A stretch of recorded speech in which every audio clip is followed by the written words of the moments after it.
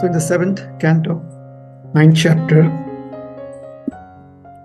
of the Srimad Bhagavatam, we have Prahlad Maharaj offering his prayers to Lord Nrsingadev, right?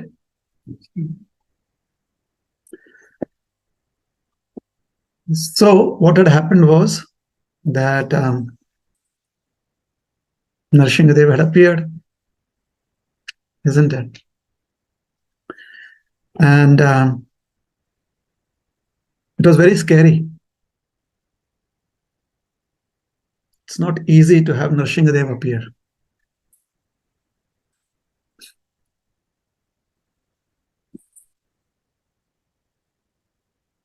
Let me tell you a joke. Just thought of this joke.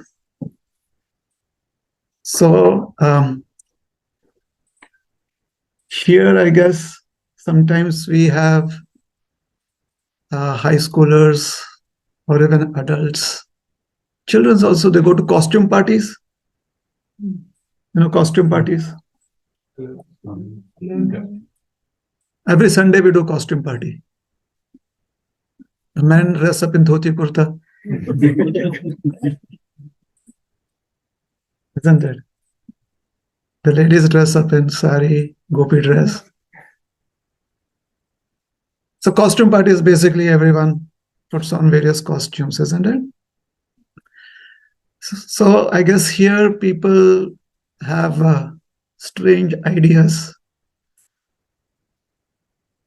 So some of the participants, they put on the dress of an alien. So somebody was, like what is it? I'm bad.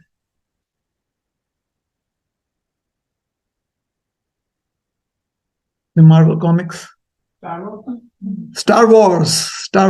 Yes, thank you. Star Wars. Children, you know Star Wars? Oh, Yeah. Yeah. So there is some character, that wise person, very old. Kobe, something like that. Obi-Wan Kenobi. Someone. Obi-Wan Kenobi. So then some children put on a dress like that. Yeah. Then someone has a costume where they have the face with 3 eyes, things like that. So this particular group of friends who had put on the costume of aliens, their theme was that they were from Mars. So when they entered the party, initially everyone was scared, a little like, who are you? They looked real aliens like that. I mean, they really put on a nice disguise. So they was afraid, in the parking lot, few children saw them, high schoolers, and for a moment they were scared. And then their friends spoke to them, from behind the costumes. So they're like, all right. So, okay, you have just come to the party. So 15 minutes afterwards, a few people who were there in the parking lot, they met with real aliens from Mars. So a spaceship had come, and these are real aliens. So those who were in the parking lot, hey, hi, yeah, we know who you are. Yeah, you can join the party. So the aliens from Mars, they felt like, oh my God, they're not afraid of us. Maybe they have some weapons or they have some better techniques than what we have. So they had come to invade Earth, but they ran away because they felt afraid. Yeah. So sometimes, because we have been exposed to certain scenarios, we may not really understand how it would be to have Nrsingadev appear here.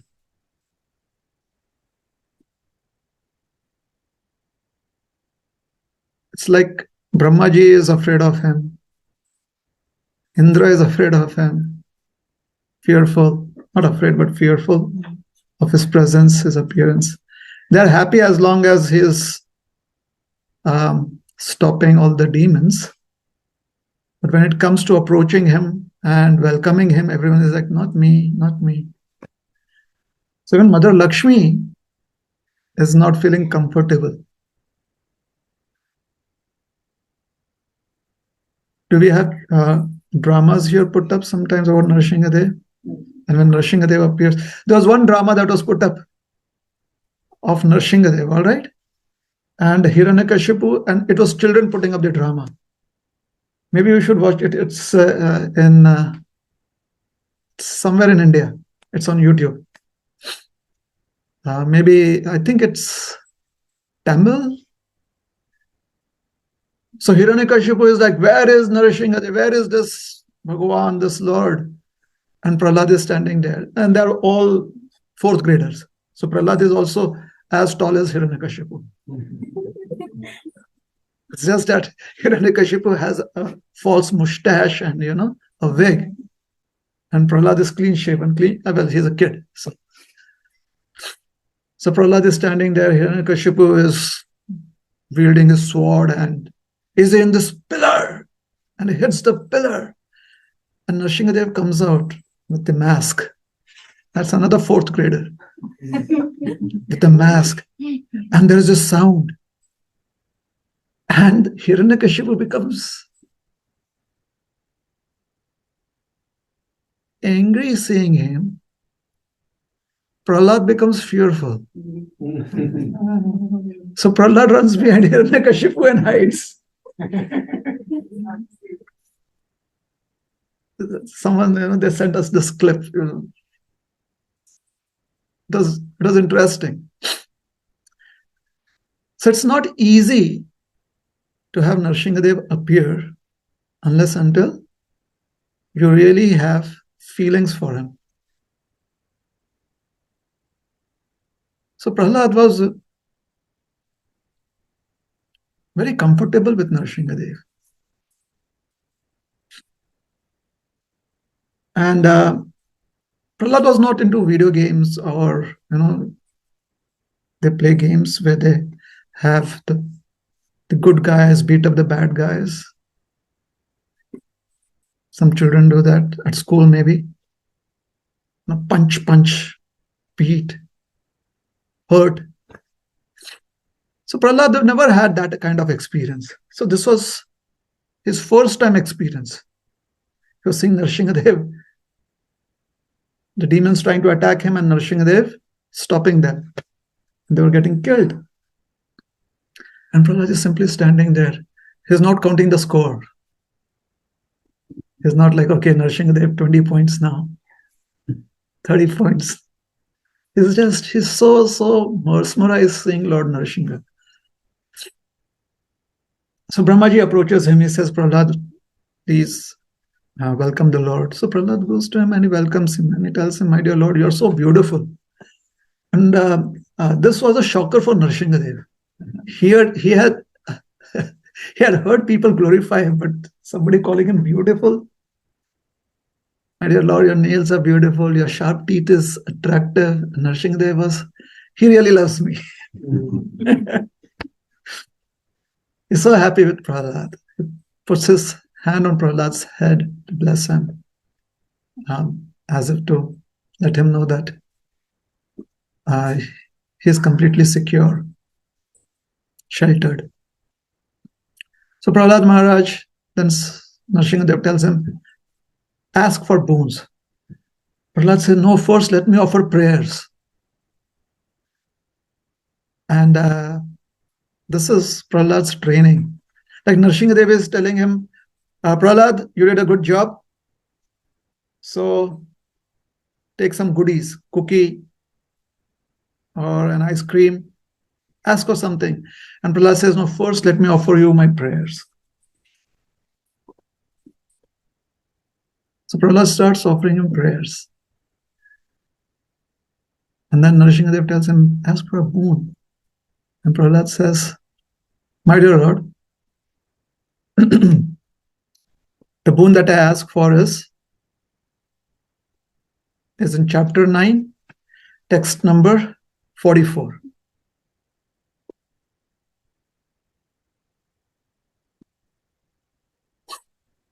It is his prayer wherein he expresses his desire in an interesting way. Obviously, we've heard the story that he asks Lord Nrsimhadev to bless his father, isn't it? Here we'll see another aspect of Prahlad's desire or his vision in life, his perspective. Okay, so everyone's got the verse? 7944? Yes. Prayana? So we'll chant. All right, the way we do it at the temple, we'll do that first. I will chant and then you'll repeat after me. Prayena deva munaya swami vimukti kama maunam charanti vichna napararthanishta netan vihaya kripanan vivimuksha eko Nanyam tvadasya sharanam brahmato nupashe.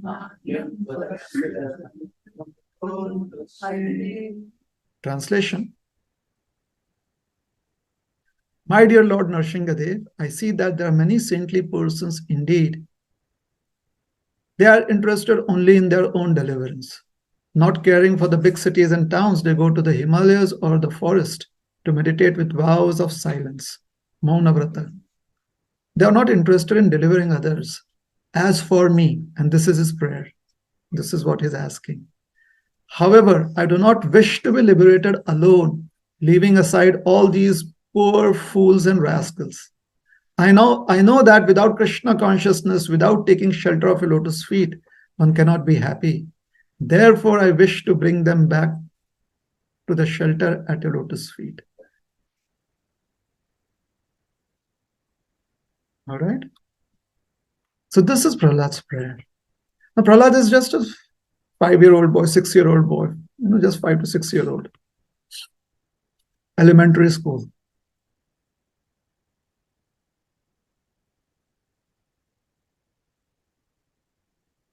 He explains that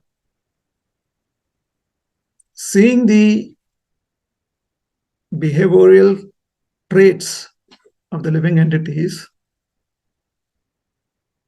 he realizes that they need some hope, they need some facilitation. So does Prahlad feel that he should be the person doing it? Actually, he realizes that many people in the past have tried. Unfortunately, the general populace is very stubborn. And due to their stubbornness, those who are wanting to share Krishna consciousness with them, spirituality with them, they found that it was not worthwhile engaging their time and energy with such efforts. So they all left for secluded places like the Himalayas. They realized that they have only finite time and energy. And since the common populace was totally disinterested, they'd rather use their time and energy for their self-upliftment. And like sometimes when children are really, really stubborn and they're like really acting very weird, then the parents give up for the moment. They're like, all right, you do your thing. And the parents go and do their thing.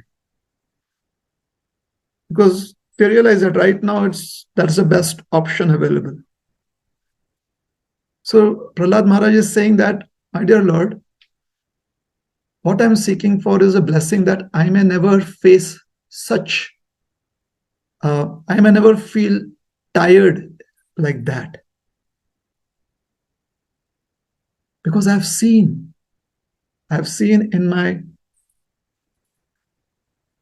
life, through my experiences, I've seen that people really need Krishna consciousness. And I'm still young. So please bless me that I may stay here amongst these misled people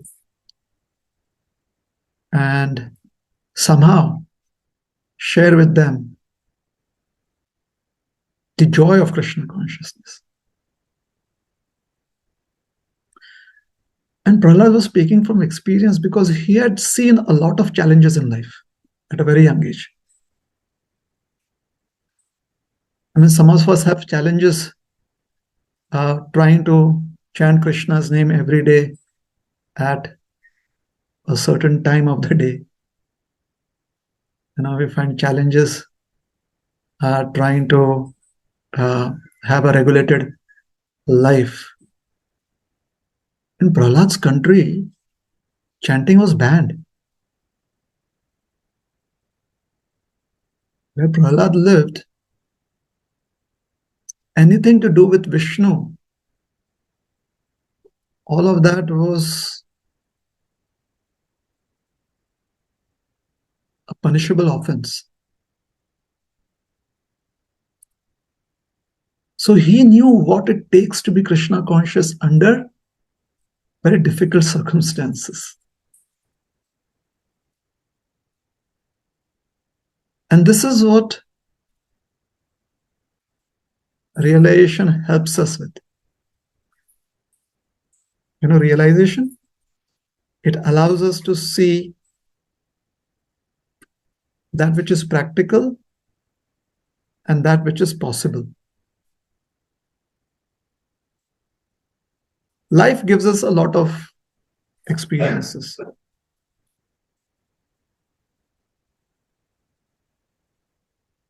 It would be very good to use all of our life experiences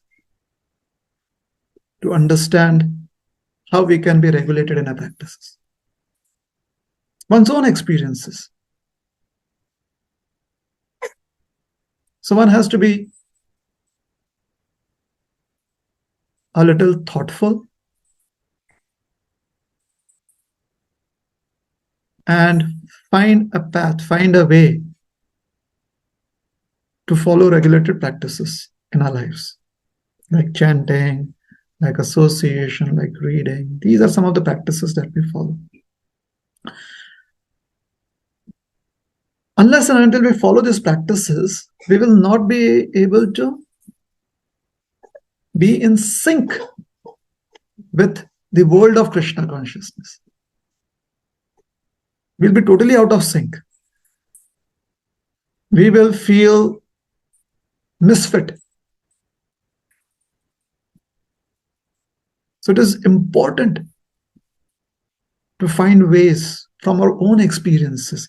We can seek some direction from others' experiences, and along with what we know of our life, we have to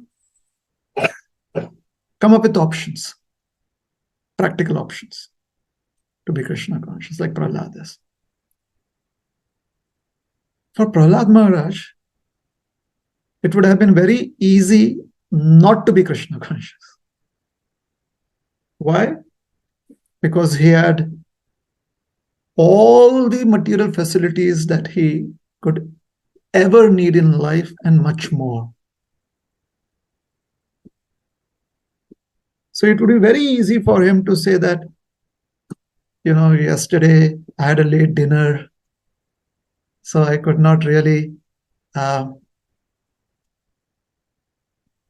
to the temple or come for, do my spiritual practices. Or he could have said that, since the time my father has realized that I'm into Lord Krishna, Lord Vishnu. They have become very, very strict. They are very vigilant in noticing all of my activities. So it's so tiresome. They have a grueling timetable for me. So the weekend is the only time I get. However, what did he realize was Nanyam Twadasya Sharanam Brahmatonupish. That other than the shelter of a lotus feet, my Lord, one simply is Brahmatonupashye. One is simply being bewildered, trying to find some kind of shelter, running after the mirage of material happiness. Yeah? For example, sometimes when we are chanting Hare Krishna and it's not really going well, like we feel it's not going well. Everyone else thinks it's going well for us, but we think it's not going well. So then we decide that maybe a change of a bead bag will do. It's like you get a new bead bag, put your beads in it, put this into the washing machine, wash it. Now I have a new bead bag. I can start fresh. All right. So we try to run around like that.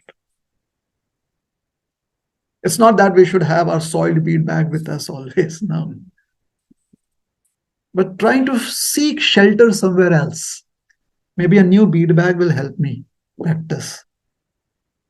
Maybe a change of place will help me practice.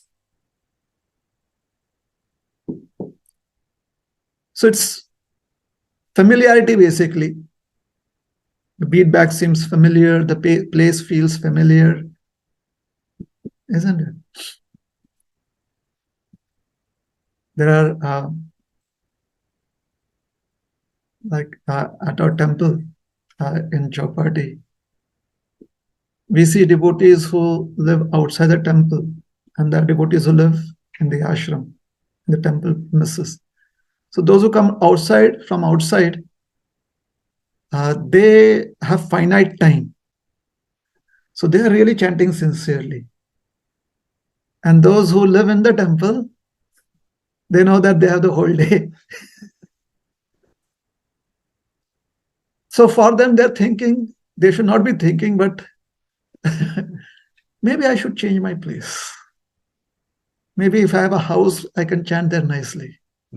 And those who live in their own personal individual homes, they're thinking that maybe if I go to the temple, I'll chant nicely. So let's suppose this person who lives in the ashram has their own house. After 2 years, they are going to be coming back to the temple because it's not working in the house. And those who are coming to the temple, after 2 weeks, they are like, okay, I can take a day's break and do chanting at home.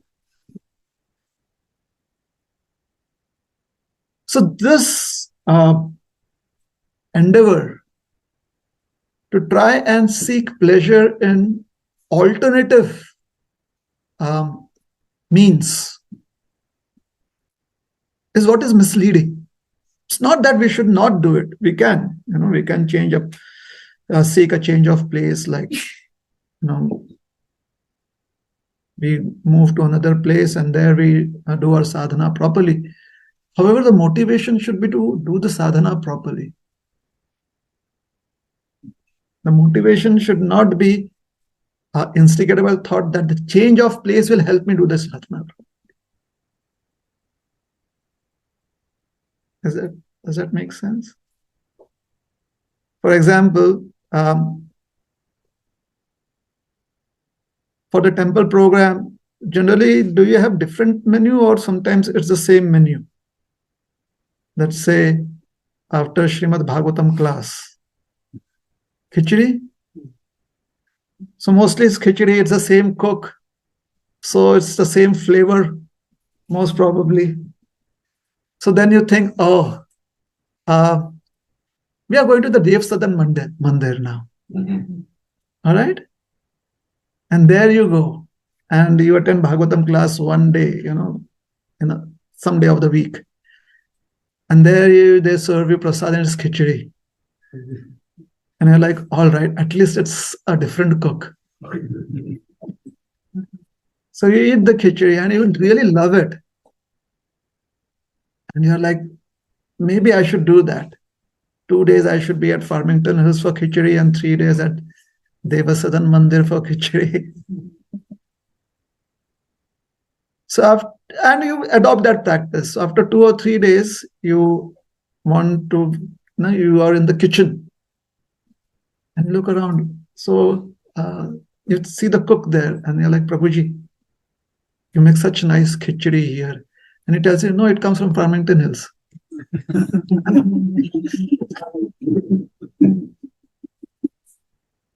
So just because it's a different place, the same khichdi may taste a little different. So the expectation with which you go to a different place is actually what makes you feel a little better. And those who are too picky, they may have their own flavor of khichdi there, and when they eat khichdi, it's the same like Farmington is, same flavor. And then the cook says, no, I cooked it. Maybe both of you cooks are brothers. You got trained up in the same place, same flavor. So Prahlad Maharaj says, Nanyam Tvadasya Sharanam. The shelter of a lotus feet is the only place of variety and security. It's not static. It's very dynamic. The shelter of the lotus feet of the Lord is very, very dynamic. And hence, he says, those who do not realize that they are meandering here and there, they are running this way and that way to find some shelter. All right. So Prahlad is being very, very particular about why he wants to stay back. He has an intellectual reason behind putting forth his desire. He has thought about it. And this is important. What is important is Prahlad wants to serve other people. However, he is doing it in intelligence. Service, he is doing it with using his intellectual propensity of discrimination. And when we use discrimination, that is when service seems dynamic.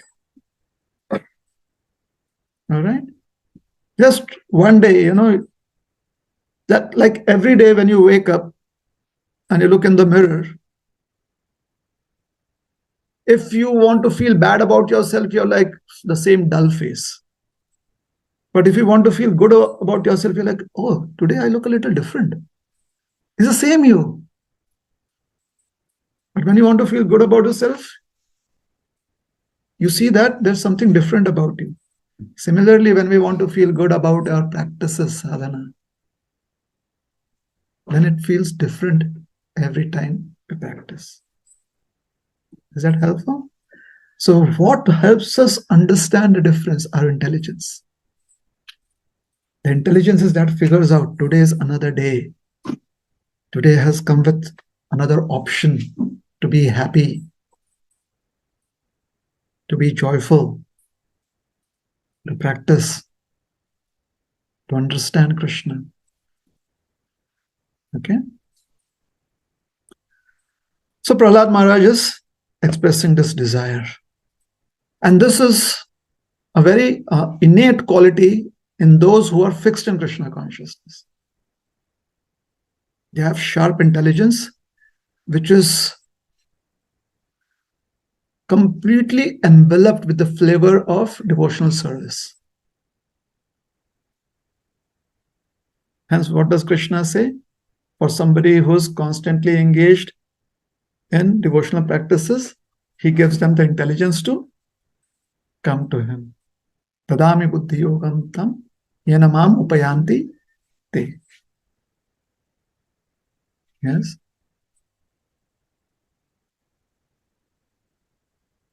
So once upon a time, there was a very kind shopkeeper, an old man. He had a grown-up son, and in their shop, they would sell dresses for men and women, children and adults. Apparels, what is it called here? In India, we call them dresses, sell dresses. What is garments? A garment shop. Garments? Like some more. What more? Yeah. Many malls. Okay. That's the name of the mall. Many malls. So he was the owner of many malls. A garment shop.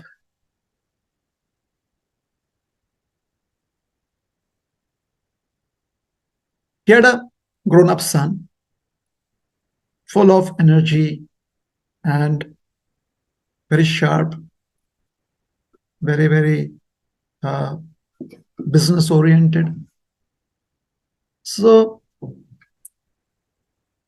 after he finished college, he decided to join his father in the family business. So he would come to the shop. The old man had a helper. This was a middle-aged gentleman, had been with the old man for a few years.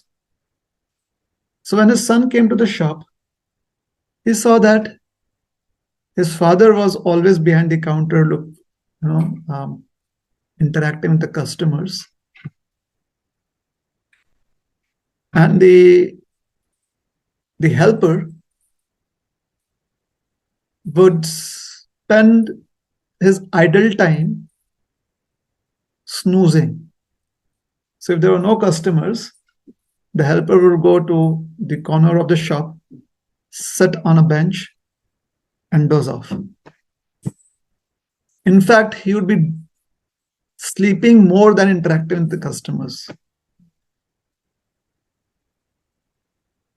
So he observed him for a couple of days, and he noticed that his father did not say anything. So he was very respectful towards his father. So he went up to the father and said, "Dad, why do we even pay him a salary? He's good for nothing. He just comes here and sleeps." So his father said, "He's been with us for a long time. He's trustworthy." So the son said, "Give him nice pension and retire him." So his father said, "Let me think about it.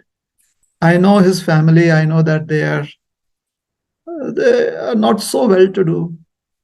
So whatever earnings he has, that helps him maintain his family." So the son said that, "Please, this is not how you do business. I have been to the business school at Princeton, and this will bring in losses. And what to speak about the customers when they see that our own helper here is so unenthusiastic, they would not be happy to come to our shop. So actually, this is bad advertisement for a shop. So I'm not telling you to fire him. I'm telling you that give him retirement." The father said, "All right, I'll think about it." So that evening, the son told him that tomorrow I'll come in a little late, and please, you should talk to him. And if by tomorrow is gone, then I can put in an ad in the local newspapers for a new helper, and then I'll interview that person and we'll get it done. So his father said, "All right." So next day, the son comes a little late morning, and when he when he's at the entrance to the shop, he sees the old helper sitting on a chair right outside the shop and is dozing off.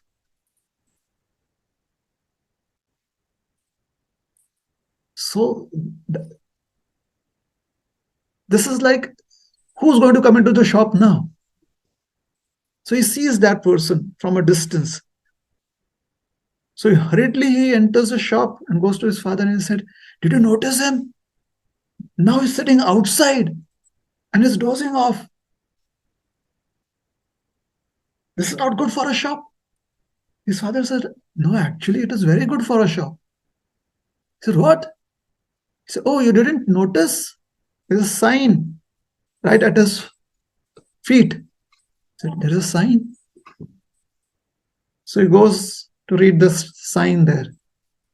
And he says, the sign says, "Our night suits are so comfortable that even during the day, when you put it on, you fall out of sleep." And he had put on a night suit, a night dress. When he comes back to his father, he's completely like bewildered. His father says, "We have to order new supplies. All our stock of night dresses are over. So many customers who came in." So this is what wisdom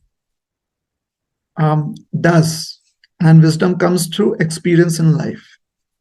It helps you see options that a young, unexperienced life would not see.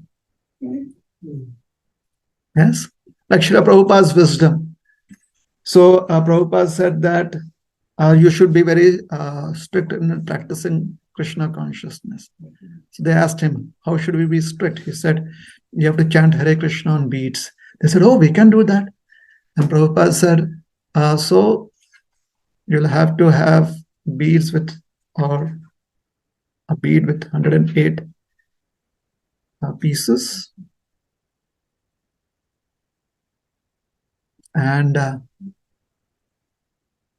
you have to do 64 rounds on it." They're like, "Oh my God, that would take the entire day." And Prabhupada said, "Precisely, that is the idea."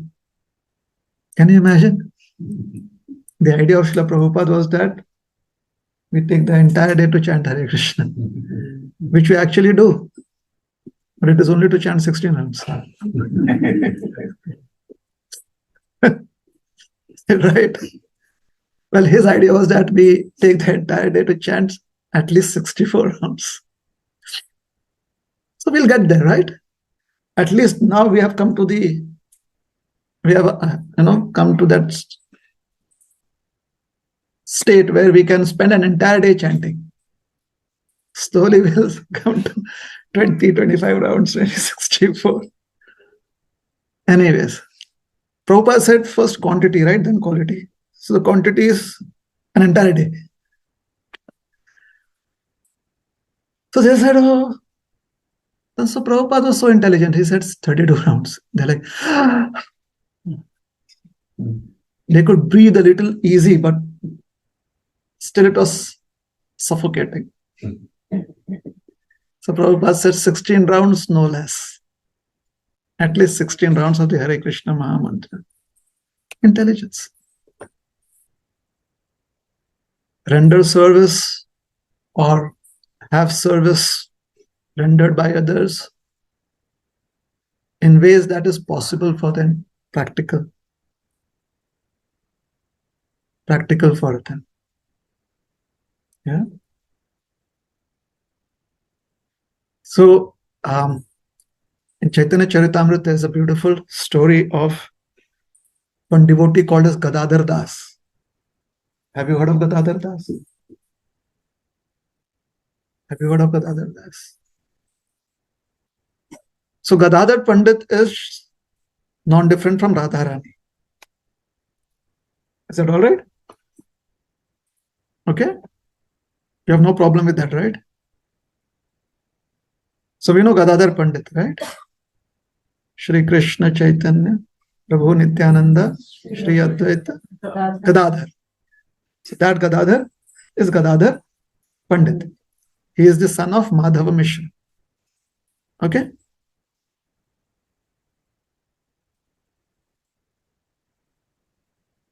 Think about it. His father's name is Madhava Mishra, his name is Gadadhar Pandit. No Mishra. Must be Tamilian. No, must be. So that is how the names were in those days. So, son of Madhav Mishra Gadadhar. Gadadhar Pandit is a resident of Katwa. Katwa is a holy town. It's like, where did we have our center previously? Which city? Oh, right, Novi. And then we moved to Farmington Hills. So, Chaitanya Mahaprabhu lives in Navadvip. And Gadadhar Das lives in Katwa. Just 20 minutes drive. Kantak Nagar it was called then. Now we know it as Katwa. Most ISKCON devotees in the West call it Katwa. Bengalis call it Katwa. Katwa. Prakrit Bhasha, Kat. So it was Kantak Nagar. Kantak means thorns. So Chaitanya Mahaprabhu had taken sannyas there. Since that time, people are calling it Katwa. Okay. So Gadadhar Das. Gadadhar Das was very inspired by Chaitanya Mahaprabhu. Chaitanya Mahaprabhu had told Haridas Thakur and all the devotees, Jare dekha tare kah Krishna upadesh. Amar agnay guru hai tare desh. Whomever you meet, please request them to chant Hare Krishna. Is that all right? So he took that as his mission in life. He would meet people and he'd say, please chant Krishna's name, please chant Krishna's name. And people would look at his simple demeanor and they were like, okay, Krishna. He'd say, thank you very much. Can you please chant Krishna's name again? And they'll say, Krishna. And he'd say, thank you very much. Please say Hare Krishna. And they would say, Hare Krishna. Thank you very much. But there was one gentleman that the entire town was afraid to approach because he was the local magistrate, very strict. And at the same time, he was from a different caste, different community, different religion. He was the Qazi. So Gadadhar Das, he said, oh, Chaitanya Mahaprabhu has asked us to go to everyone and ask them to chant Hare Krishna. So he went up to the house of Gadadhar Das and the local people were like, he went up to the house of this Qazi and the local people were like, don't go there, don't go there. He's like, oh yeah, I'm going there. He couldn't hear the word don't. He's like, go there, go there. That is all he could hear. Selective hearing. Like at a temple, we have selective hearing. And now is the time for prasad. Ah, okay. Isn't it? So next weekend, we are going to have Kirtan. Very nice. And before that, there is going to be some discourse. Okay. So at the house, it's getting late. No, just the discourse is going on. Kirtan is afterwards. So we can go during Kirtan time. See, selective hearing. Does that happen? It could happen, isn't it? Or some people are like, lecture after Kirtan. We just came for the discourse. We are leaving. So they leave. So selective. They choose what they want to accept. So selective hearing, Gadadhar. Don't go there, Gadadhar Das. Oh, you are wanting me to go there? I'm going there. Yeah. Don't push me so much. I'm going there. I know. I'm right there. So for some distance, people tried to stop him. But when they saw that he was determined to go up to the house of the Qazi, they felt that, oh, this is going to be a danger to our own lives. They just stepped back and they said, what can we do? If he wants to put his hands in the mouth of a lion, hungry lion, that's his business. So And whenever somebody tries to do something extraordinary, the common reaction of people is that watch from a distance. And if you have a smartphones, then obviously take it out and be ready to record. Something very extraordinary is going to happen. It's like, let's say, the disciples, they know that the Guru Maharaj is coming. So they are like just looking, and if they're at the airport, so they are looking at that gate. So many people stream through and they're waiting with their phones like that. But they hardly care for anyone that is walking through. And then their Guru Maharaj walks. It's as if they're seeing their Guru Maharaj for the first time. Isn't it? Something extraordinary. They start crying, falling down to him. Once I was at an airport many years ago. Was it here? Maybe it was in Detroit or maybe Pittsburgh, somewhere. So the devotees at that time, young adults, that come in a couple of cars. And then they got out of the car and they offered full dandavats. And I'm like, what are you doing? And it was one of my first times to USA. I was like super sensitive. I was like, okay, there's a lot of racism here, I guess. I have to be careful. I'm brown. First time. And I'm like, even if I sneeze and if it is out of context, my sneeze, the cops will come and ask me, why are you sneezing? They'll give me a ticket for that. So I was so careful.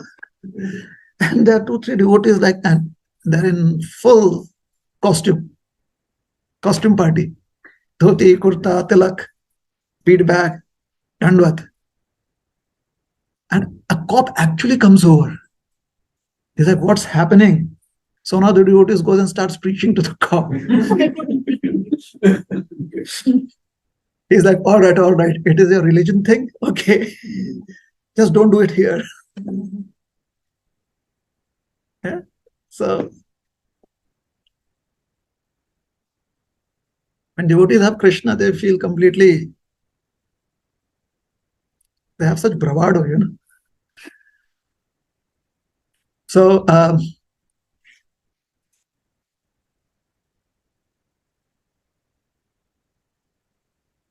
comes true, and you're like, oh, somebody immediately starts kirtan, or the kirtan becomes more enthusiastic, and the whole airport is like looking at you. We like to do that, isn't it? Stand, watch from a distance. If there's something extraordinary going to unfold. So the residents, people there, they were all waiting at a distance. They had kind of formed a perimeter there. What is going to happen? What is going to happen? Gadadhar goes into the courtyard. Now, the protocol is that in those days, you do not enter the house. Even today, you should not do it. In those days, if you're into the courtyard, then it leads directly to the door of the house and you could go inside the house. But you stop. So Gadadhar stopped. And he said, oh Kazi. And people were like, shh, don't call out to him. Because they were thinking that if he goes there and in the courtyard and he sees that there's no one in the courtyard, then most probably he'll come back like, yeah, I went for book distribution, no one was there, I came back. So he's like, no, Kazi. And the Kazi comes out. It's not election time as yet. Shouting out my name.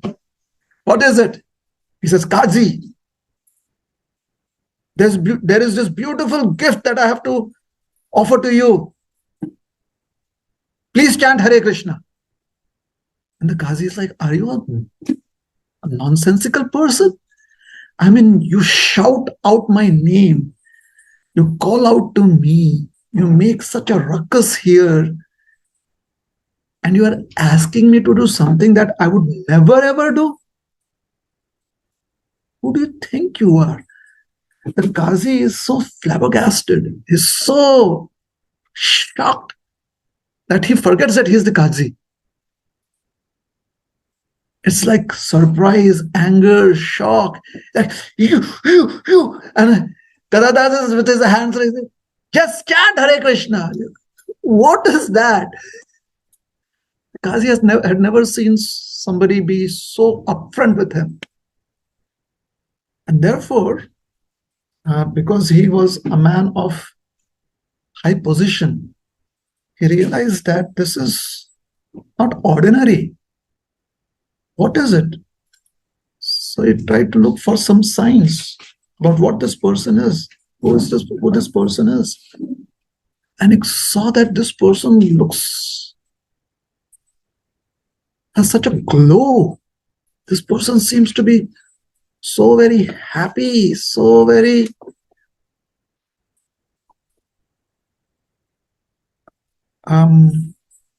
gentle. Kazi says, what is it? Why are you troubling me? He says, please chant Hare Krishna. Kazi says, I will not do that. The Kazi would never ever answer back to any ordinary citizen. He would just snap his fingers like that, and 5 assistants would be there, and his bodyguards would be there. But the Qazi, he felt a little different in the presence of Gadadhar. He said, Gadadhar, what is it? I will never do that. He says, please chant Hare Krishna once. He said, not once, not twice, never. Please chant Hare Krishna now. Please, Hare Krishna. He's like, are you crazy? He said, please chant Hare Krishna. Don't you understand what I'm saying? He said, please chant Hare Krishna. Just as, when the others were telling him, don't go, so he was just hearing go. Similarly, he was kind of oblivious to what the Qazi was saying. All he wanted to hear was Hare Krishna from the Qazi's mouth. So anything else that the Qazi would say, he's like, please chant Hare Krishna. Once, please. Please, once. I fall at your feet. Only once you chant Hare Krishna. So the Qazi actually thought that he doesn't understand my language. Maybe he's from a different place. So the Qazi says, listen to me. I am clearly saying, I will not chant your Hare Krishna. And the Qazi is like, Haribol! Haribol! Please chant Hare Krishna. Didn't you hear? I repeat, I will not chant Hare Krishna. And Gadadhar said, thank you. And then the Qazi realized that, what did he do? And then he smiled. He said, all right, sir, now your business is done. Please go. Gadadhar is like, yes. Chaitanya Mahaprabhu said, Jare dekha tare ka Krishna Upadesh. So I've done Krishna Upadesh. Now Chaitanya Mahaprabhu will take care. he'll take care of the rest of the business. My business is only to deliver. Like sometimes Prabhupada would say, just give them a book. What will your big speech do? So Gadadhar Das was, he was kind of a Sankirtan devotee in that sense. Just give the message, he's very happy. Hare Krishna. So the conclusion is that it's very helpful to use our intelligence. Because Krishna has given us intelligence. What does intelligence help us do? The intelligence helps us understand favorable and unfavorable. It helps us see both.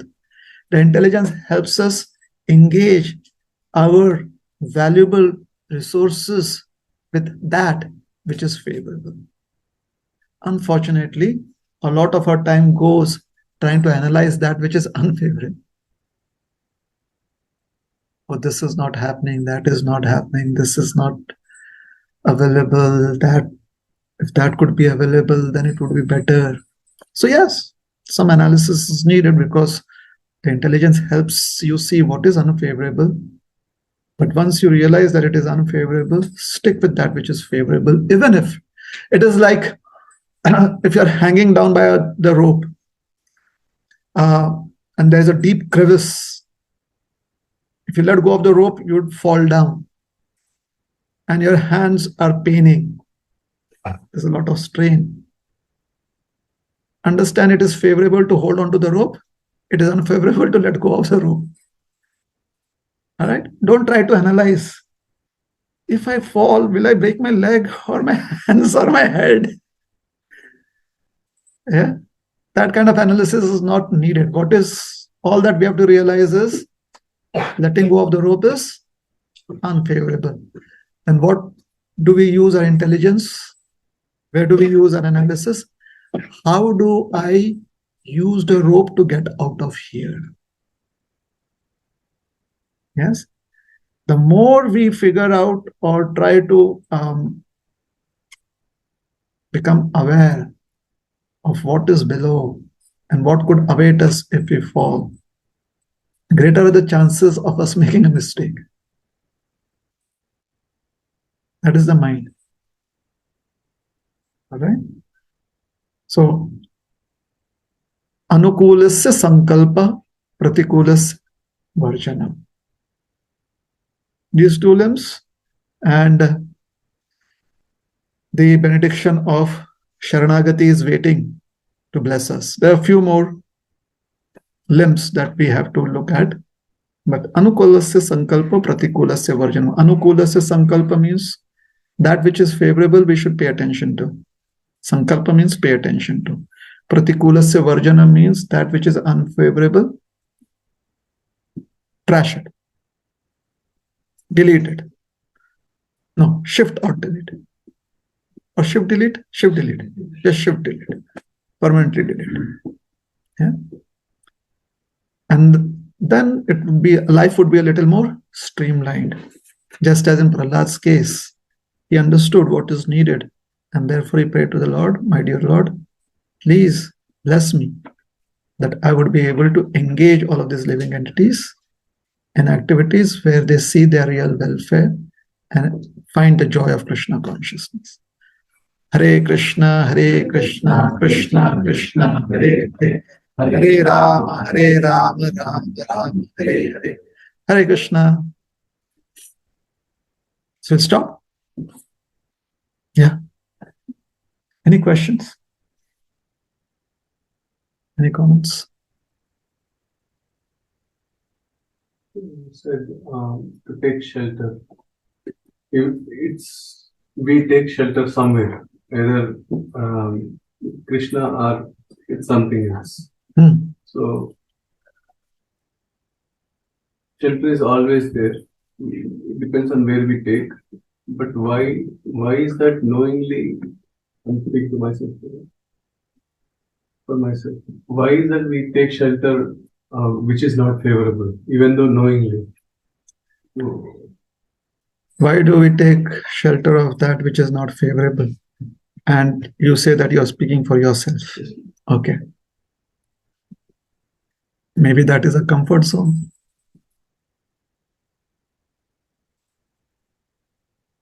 Like people know that they should not be watching TV, sitting on the couch, eating potato chips. Because you never know when to stop. Still they do it. It is comfortable. They feel comfortable there.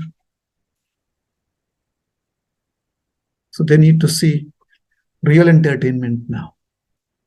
They need to find other flavors that are really healthy to eat, to watch, to have entertainment in. So expand your kshetra, karma kshetra, your field of activity. Expand. To get a taste of what it is like. At least to lose that taste of what is not. If you lose that taste, then you'll be hungry for some other taste. It's like freeing up space on the hard drive. Sometimes you're like, oh, these are pictures from when I was 10 years old. And the hard drive is saying, I'm full, I'm full, I'm full. And you're like, I have 101 pictures. I was thinking I could make it 108. But the hard drive is full. What do I do? So you look at all the pictures, like, this is a little different. Here my finger is like this, and the next picture it's just like this. I'm not sure which one I should delete. So that attachment is unfavorable. And the reason is, till the time the hard drive told you it is full, till that time you would hardly look at that folder. It is only when you try to look at what you have to delete, you find that, and you find that folder, and for the next couple of hours, you're just admiring yourself. Oh, this picture, we were there. Yeah, that was so good. I was so happy, and I look so good. And the hard drive says, delete. Like, yeah, I know. Please, let me enjoy this. Let me be in this comfort zone. So when you find either you find something very pressing that you need to, otherwise you're going to lose it. That is when you're like, okay, just delete and forget about it. And sometimes it can be painful. When you delete that, when you give up the unfavorable because it is attachment, it can be painful for the next 3 days. You can know for the next 11 days, you can call devotee for Shraddha. Like on the 5th day, please come, I deleted my pictures.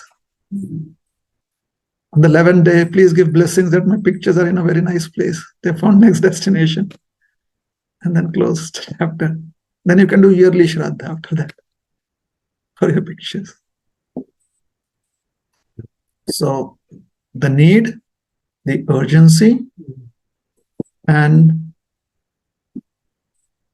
the benefit of that kind of surgery, that kind of giving up, coming out of your comfort zone could be helpful. All right. And I was not saying that we have to take shelter. It is Prahlad Maharaj. If I were to say something, I would say different. So it's good that I'm just repeating Prahlad Maharaj's statement. Okay. So Prahlad Maharaj says that the general populace, not understanding their real benefit, they run helter-skelter, different directions. I know, because I've seen in life. I've seen the ups, I've seen the downs. So I know that taking shelter of you is so helpful.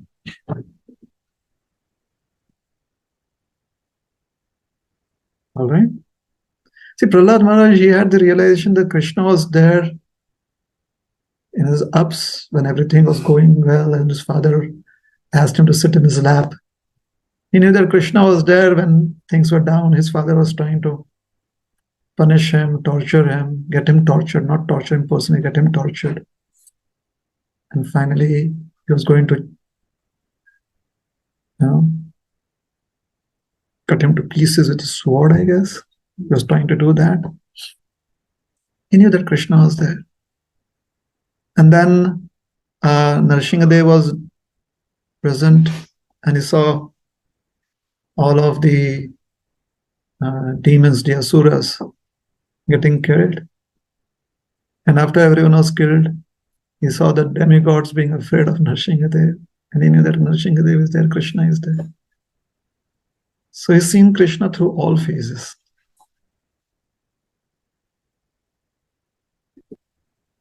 So from our perspective, we can say he's very fortunate. From his perspective, he's just 6 years old.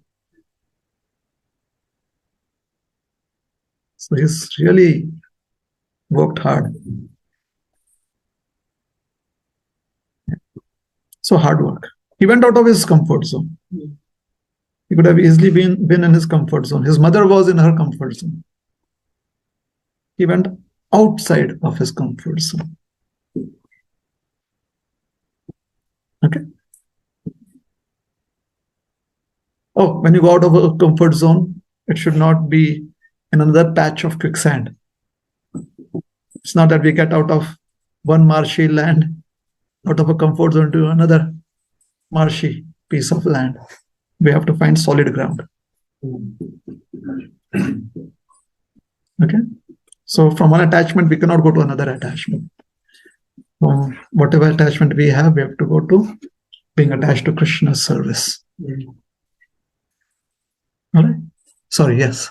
Yeah, sorry. The question about chanting from me was when I do 15 hours of chant, a lot of thoughts comes. Thank you very much. And it's amazing. Please continue doing 16 rounds forever. It's really glorious. I don't get to hear that often. You know, I travel in planes. Nobody tells me that, hey, I chant 16 rounds. You know, no one tells me that. All they say, the hostess is there. She's like, welcome, good morning. And all I can say is good morning. I'm not like Gadadhar. Please chant Hare Krishna. I wish I were 4 years old. Then I could do that. And, oh, lovely child. What was that? Hare Krishna. Like, yeah, good. My business is done. So I feel like I'm not fully concentrating on that because a lot of thoughts comes and go, and yes. nowadays, you know, right? No, not nowadays. Sorry, it's like mind equal to Maya.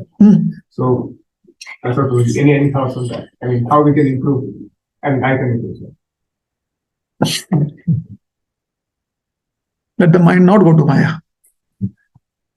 Oh, there's an interesting statement by Krishna.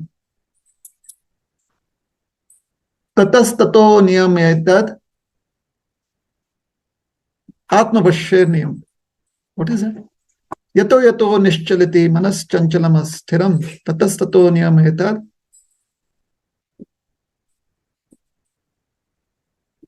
What is that? What is the last line? Vasham nayat.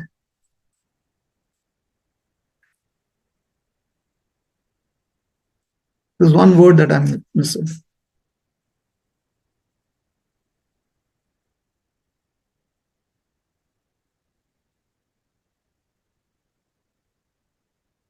Atmavashya, no.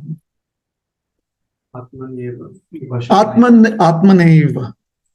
Atmana eva vasham nayat. Thank you. Atmana vasham nayat. So wherever and yato nischaliti. Whenever and wherever the mind gets distracted to that is the nature of the mind. Manas chanchalam asthiram. Tatas tato niyamayatad. You, with your strength, with your intelligence, forcefully bring back the mind. Niyamayatad. Atmanneva vashamnayat. And thus, you be the master of the mind. This way you can control the mind. There is a saint who has written a couplet about this. He says that the mind does run here and there. You don't run after the mind. All right? So after some time, the mind will come back to you if you don't run behind it. You become controlled. Yes. The mind cannot exist on its own. So it has to come back to you. So the mind is feeling that if it runs, you'll run after it. So if you don't run after it, then it will come back. Okay? All right, so we'll stop here. Thank you very much. Hare Krishna. Srila Prabhupada ki jai. Gaura Bhakta Vrinda ki jai.